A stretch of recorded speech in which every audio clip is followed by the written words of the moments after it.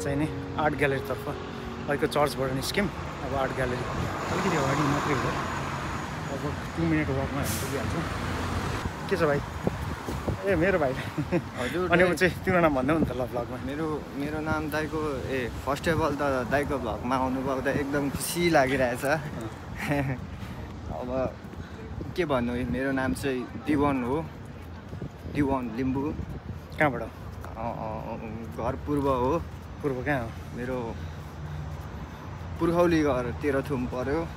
हामी सानैदेखि धरानमा हुर्क्यौँ, पढ्यौँ। अब अहिले धरानदेखि हुँदै हुँदै नेपालदेखि यहाँसम्म आइपुग्यौँ।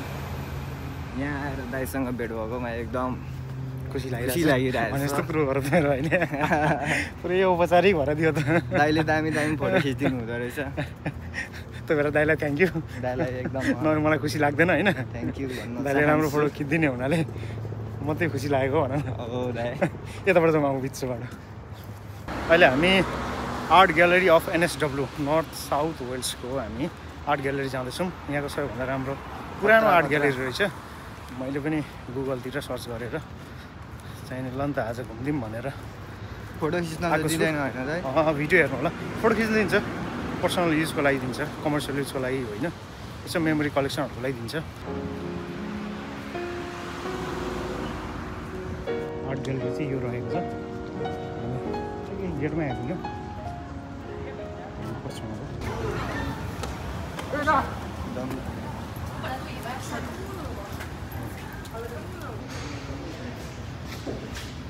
यो चाहिँ पहिलो आर्ट पिस हामी पस्नु बित्तिकै पहिलो आर्ट पिस रहेको छ।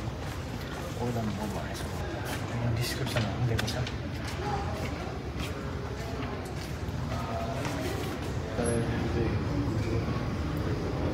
आउनु बित्तिकै एकदम यो चाहिँ यो हेरेर देखाउँदै आउनु बित्तिकै चाहिँ मलाई यसले चाहिँ टच भयो। दुईवटा मान्छे छ कि तर यहाँ पनि देखाएको छ है त यिनीहरूले पनि दुईवटा मान्छे। 2 फिगर फिटिङ इन्टिमेसी रहेछ नि टाइटानिकको जस्तो रहेछ। टाइटानिक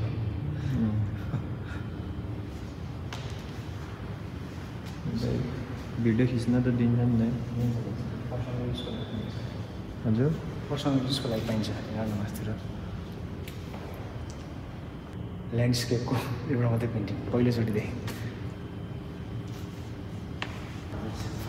निकै पहिलो गर्छु पेन्टिङ क्या हार्बर ब्रिजको। यो चाहिँ फर्स्ट स्केच है आजको।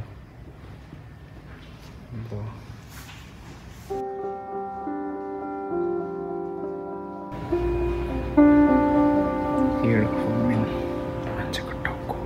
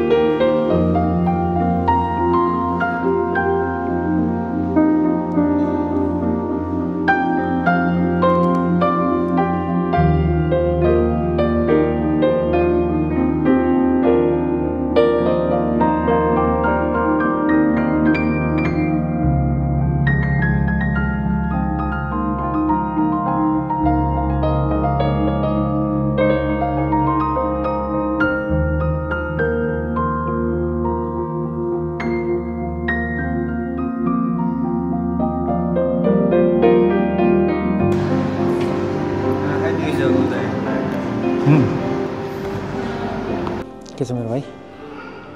ठिक छ? कस्तो लागिरहेछ त आर्ट ग्यालेरीको पेन्टिङहरू? यो चाहिँ धेरै गफ गर्नु मिल्दैन, धेरै सक भइरहेछ हौ, खतरा खतरा लागेर नबुझेर होइन। धेरै पेन्टिङहरू त बुझिँदैन होइन, मिनिङहरू हुन्छ नि त। हो, यहाँ धेरै गफ गर्नु मिल्दैन, हल्लाहरू गर्नु मिल्दैन, त्यही भएर मात्रै हो। तर मैले धेरै बोलेको छुइनँ है साथीहरू, यस्तै छ जोस्।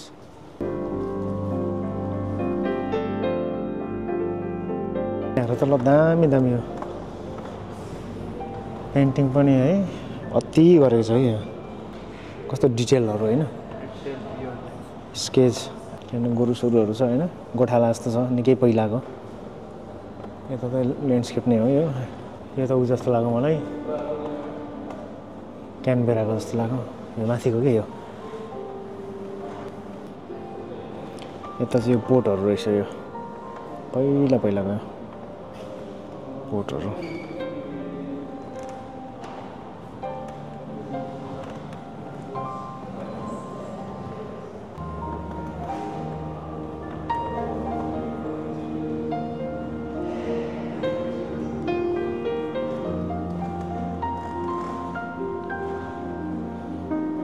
यो माथिको ब्रिज रहेछ, यो ब्रिजको नाम एल्टो ब्रिज, भेनिसको रहेछ। जस राम्रो स्केचहरू गरेको रहेछ। हाम्रो पेन्टरजी हुनुहुन्छ यहाँ, पेन्टरजीले हेर्दै हुनुहुन्छ यहाँ। पेन्टरले आफैको स्केच गरे जस्तो छ। यस्तो छ, काठको ब्रिज रहेछ यो, काठको ब्रिज। मान्छेहरू गोरुहरू लाँदैछ तल, यस्तो छ, दामी छ दामी। यता चाहिँ यो मान्छेहरूको पोर्ट्रेट पेन्टिङ।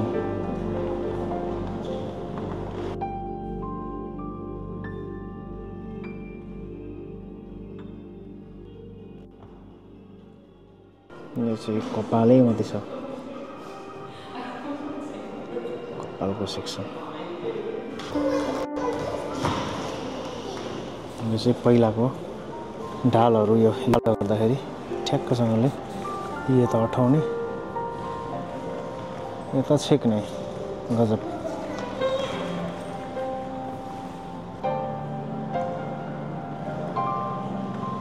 र यो चाहिँ तलको चाहिँ न्युजिल्यान्डको यो मिलफोर्ड साउन्ड, न्युजिल्यान्ड स्केच रहेछ। मलाई मन परेको स्केच चाहिँ यो, तलदेखि माथिसम्म।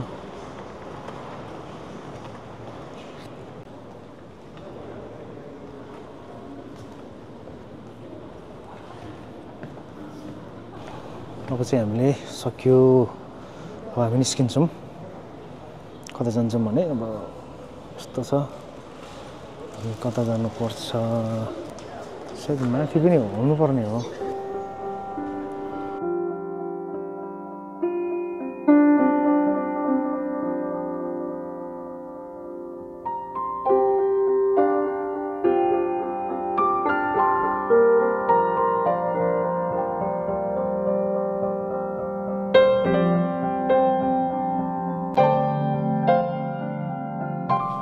यो किसिमको आर्ट पिस चाहिँ के हो यो बुझ्ने गाह्रो। यो हेरेर पनि कहिलेकाहीँ चाहिँ यो के भन्ने होला, यो कुन किसिमको आर्ट पिस हो। यो बिहेमा लाउने माला झुन्डाको छ। यो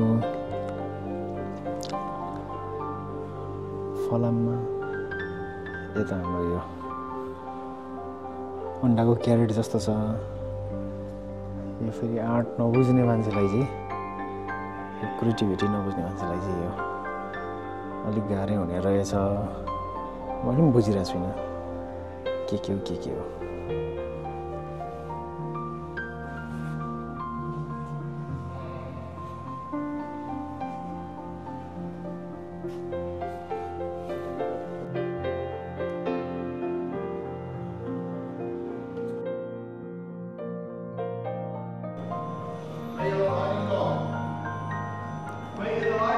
यो चाहिँ हामी यस्तै सेक्सनमा आइपुग्यो। पेन्टिङ पनि अचम्मको छ है, के छ यो के छ पेन्टिङको मिनिङहरू पेन्टिङ बुझ्न गाह्रो छ यो चाहिँ वेब जस्तो पनि छ के हो हेर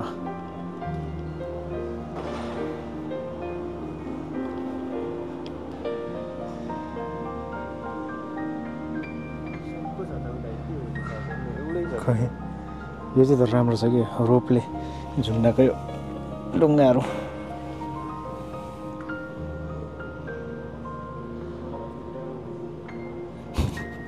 फरक छुट्यायो अरे सबै एउटै देखेर फरक छुट्याउ भन्दैछ भाइले माथिबाट तलको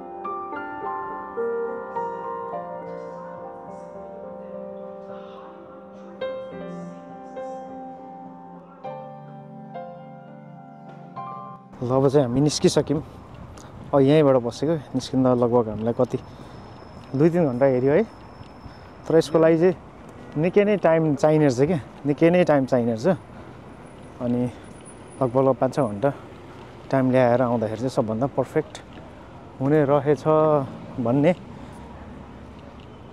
कुरो पनि थाहा भयो यतैबाट चाहिँ म एकै ठाउँबाट के यताबाट डुल्दै जाउँ हो ल जताबाट पनि रोयल बोटानिकल गार्डन एरिया हामी पस्यो र अहिले चाहिँ हामी फेरि botanical garden royal botanical garden आइपुग्यौँ भाइ र म अब यो एक चक्कर घुमेर जाने हो हामी र यो गार्डनभित्र यस्तो घनघोर जङ्गल जस्तो छ कि यहाँ यस्तो जङ्गल बनाइदिएको छ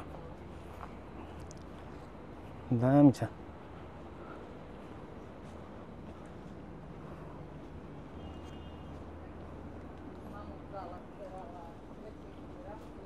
बोटानिकल गार्डन पहिले पनि म आएको थिएँ यो मेरो दोस्रो चोटि हो र यहाँ चाहिँ विश्वभरिको धेरै किसिमको बोट बिरुवाहरू यहाँनिर अभाइलेबल छ यहाँनिर रोपेको छ निङ्गुरो टाइपको के हो अनेक छ यो तिमीले कतिवटा चिन्छौ त यहाँ भएको बोट बिरुवाहरू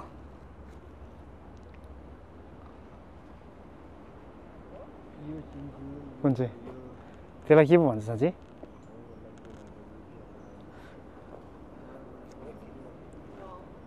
ए पिँडालु चिन्यो त पिँडालु चिन्यो यो फन छ यो लेखमा हुने टाइपको फन पनि छ यो पिँडालुको बोट यो तराईतिर हुन्छ यो के भन्छ यसलाई उन्यु पनि रहेछ यो उन्यु छ यो पिँडालु यो चाहिँ उ जस्तो छ कार्डेमम अलैँची जस्तो छ तर होइन रहेछ यसलाई के भन्छ भाइ नाम होइन उता पो के भन्छ त तराईतिर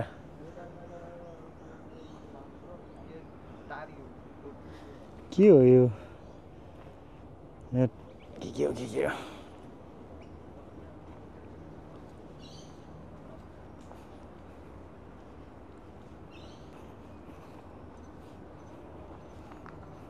ल जङ्गल नपसौँ है निस्क्यौँ जङ्गलले तल पुऱ्याउँछ कि जाने एकदम मजा हुन्छ आफैमा जाने तलतिरै हो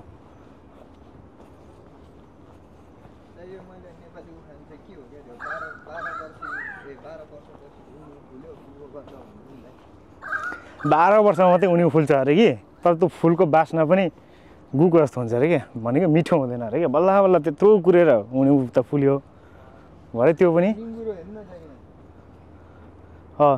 निङ्गुरो मात्रै तिमीले चिन्ने हेर्छौ मैले अरू केही चिन्छु कि भनेर हेरेको यो चाहिँ उकै बोट हो यो बेलिफ तेजपत्ता यो प्लान्ट हाम्रो घरमा पनि छ यो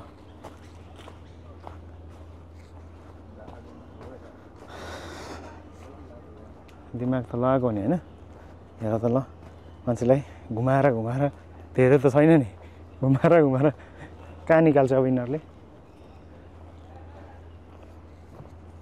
जङ्गलमा आए जस्तो भयो हाइकिङै भयो त हामीलाई भएन त ल फाइनली हामी यहाँ आइपुग्यौँ यहाँबाट हामी निस्किनुपर्छ अब धेरै जङ्गल नपसौँ सिधै तलतिर जाउँ है यताबाट छिरौँ ल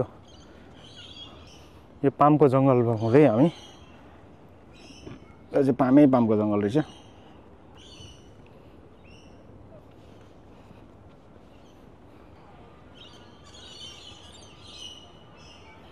तल जाने ल यता जाउँ ल अब चाहिँ बाहिरमा पनि रोयल बोटानिकल गार्डन घुमेर पनि निस्कन लागिसक्यौँ अब यहाँबाट हामी ओपेरा हाउसमा निस्किन्छौँ त्यहाँबाट ठ्याक्कसँगले घरतिर लाग्छौँ यानि च्याट्सवुड कस्तो लाग्यो तिमीलाई चाहिँ आजको दाजुभाइको दामी हो जस्ट रिफ्रेसमेन्ट हुने है यसरी कहिलेकाहीँ यसरी आउँदाखेरि आएर यसरी हेर्न हाइकिङ नै हुने होइन सिटीभित्र हाइकिङ हुने यसो विभिन्न देशको विभिन्न किसिमको बोट बिरुवा हेर्दा होइन रमाइलो पनि हुने हेल्दी टाइमको लागि चाहिँ आउँदाखेरि हुन्छ हामी सबैजना